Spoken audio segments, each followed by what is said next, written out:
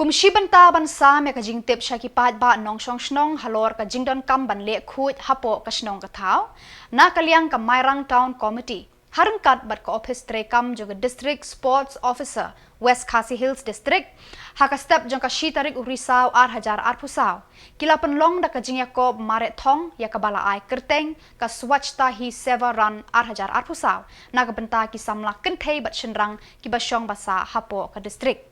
Kani ka Jingiakob Marehthong ka long rukum si bynta jong ka jingrakhe ya ka jingdap si post nem ka Swach Bharat mission.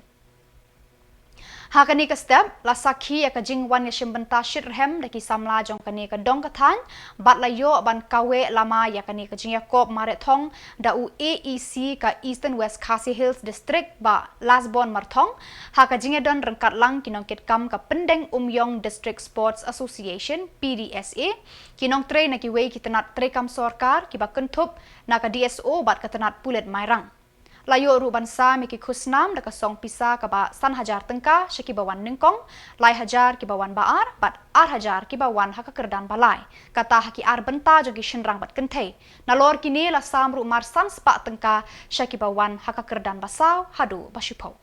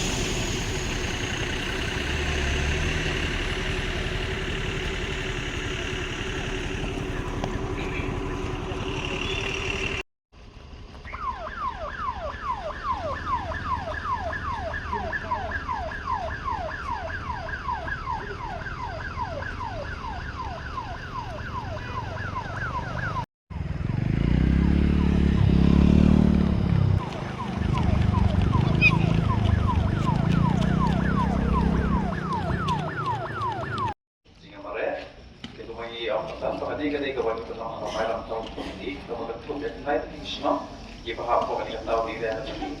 Kumsi tentang berkenal ini kepada kita tayo, bagi tayo kita ni Swachatta Hi Seva dan kita Lehkhuid. Dari tanggal pada di baru, pada tanggal siru pada Lehkhuid mah, pada berat di pilar plastik, Jingkordor, sama pada lumpah, pada buah, pada itu rumah di stain. Bantai Lehkhuid, kasih yang besok kilo. Pada kebanyakan tentang mareh, tentang kios sokrat. Ikut kita job room, congratulations ke jong ikut kita job room kebanyakan pakai sarap dan show. Di program marathon kita mengintai about district jongi, kita jadi semata dengan apa show. Pada tentang kios sokrat di sini besok. Dengan plan di show mana, kita disebut kita.